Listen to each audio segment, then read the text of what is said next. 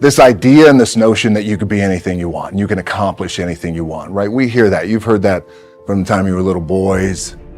You hear that now. You're already incredibly accomplished. You can win an NBA championship, MVP of the league. You could become president. You could become governor. You could be in entertainment. You could do Charles, and you could do Shaq. You could do that. You could do whatever you want to do. You guys know that. The thing that has worked for me is to remember the hard times. So, and I'm sure you guys all have your processes. And again, I'm going to tell you what's worked for me.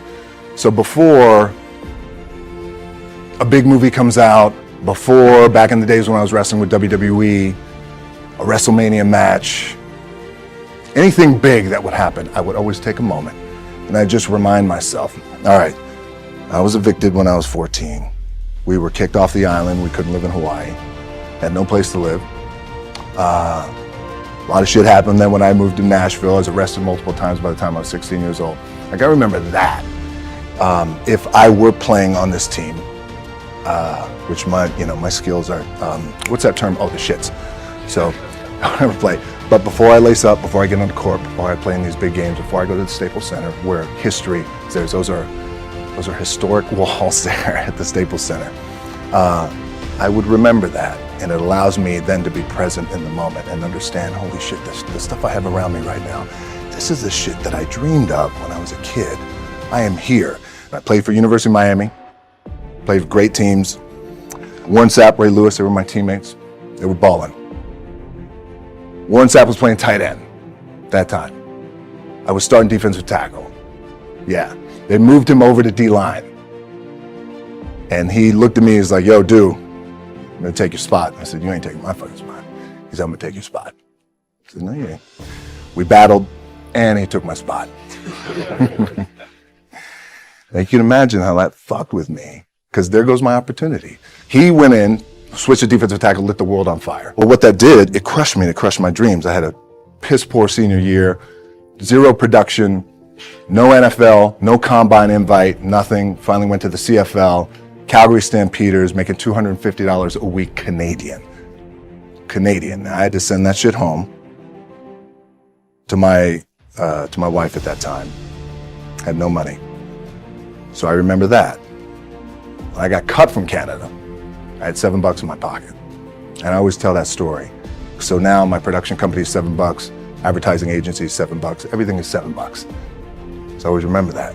What helps me is to keep the hard times in the front of my mind, because it allows me to go into these big moments that I've worked my ass off, and you guys have worked your ass off. It allows me to go into these big moments with a different perspective. What it also does for me, and again, this is what works for me. Like, I keep my back, excuse my language, my back is up against this motherfucker. Every day, it's against this fucking wall. Excuse my language.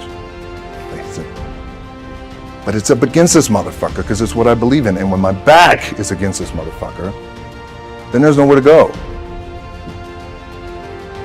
But that way. That's it. So I feel like this could be something, an ideology and mindset that could help you, if you look at it that way.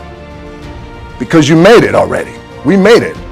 We're successful boys, and we're lucky boys to be where we're at. Oh, you guys made it. Everybody's rich in the room. Nobody's gonna get evicted anymore. Anything you got, there's no more money problems, right? You got a lot of hands out now. Hey, can I get a little bit? Can I get a little bit? Right, that happens. But when you make it, for me, I need this. I need this. So every day, my back is up against this motherfucker, and this is how I operate.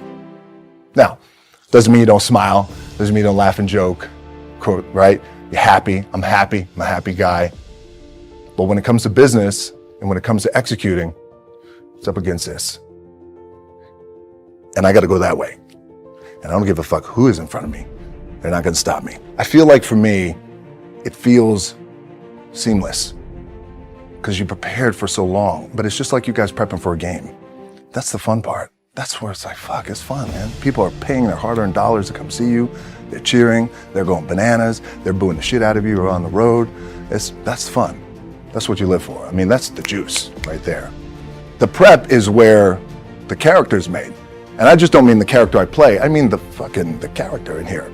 So for me, the prep is getting with the director, getting with the producers, getting with the writers, so in essence, it's like getting with all your coaches and your different position coaches and all the meetings that you have to have, right? So that's the work you put in. The key for me was, where does it start? What's the anchor? What's the anchor? So I could have all these ambitions and you guys have all these ambitions, which is great. It's important. I'll play this role, you'll play that role. I'll execute this thing and it'll come out this summer. You guys will execute this thing during the summer, right, when it's time to really put in a lot more work. But the key with me is just always finding what the anchor is. And the fucking anchor is getting up at 4 o'clock in the morning every day before anybody else and grounding my thought process is in the no one will outwork me. No one. I love and I respect you guys. Motherfuckers won't outwork me. All starts with this. 2 hands, putting it to work. The anchor for me has always been the work in terms of the weight room training. So when I first started wrestling, I was 6 years old, rolling on the mats with my dad. My old man, a lot of you guys won't know this. Yeah, Rocky Johnson. My old man was Rocky Johnson. He was the first black WWF at that time. First black WWE tag team champions with Tony Atlas back in 1983. My uncles were the Wild Samoans. I come from a long line of pro wrestlers. But before the wrestling part happened, I was just in the gym putting in the work. At 6 years old, rolling around on the mats. And finally, when I could touch weights at 13, that's what I was doing. But the weight part for me and the gym part has always has to be the anchor. Look, at the end of the day, like again, it's the kind of stuff that I talked about at top is I have to hold on to. My dad in his pickup truck came down 4 o'clock in the morning, picked me up in Miami from Tampa. We lived in a little shitty apartment in Tampa. He drove down in his little pickup truck to Miami to get me when I was cut from the CFL. I was driving up I-75. I don't know if you guys are from Florida. Any of you guys, if you know, it's I-75. It's like, especially down in Florida, Alligator Alley. I'll never forget it. It's 4 o'clock in the morning. And I thought, well, fuck. I leave home like you guys left home. I'm ready to tackle the world, to get after it, achieve my dreams and goals. Fucking crushed by 22, 23 years old. Now I got to move back in with my mom and dad. I played on great teams though. Wait a second, this is not supposed to be my future. I'm supposed to be in the NFL right now. I'm supposed to be making a lot of coin and buying my parents shit, buying me shit, taking care of my wife, but it never happened. So I pulled out my wallet. I thought, well, let me see how much money I have. I opened it up. I had a 5, a 1, and change. I'm not fucking around, well, at least I rounded up to $7. But I thought, God, ain't this a bitch? I got $7 in my pocket. Where the fuck do I go now? What do? I can't go back to CFL because the point comes where you hear that voice, big run's over. Like, you're done, right? So I heard that voice. So as Coach was saying, man, I hold on to that shit. I'm telling you, my back is up against this motherfucker. We laugh, we joke, we have a good time.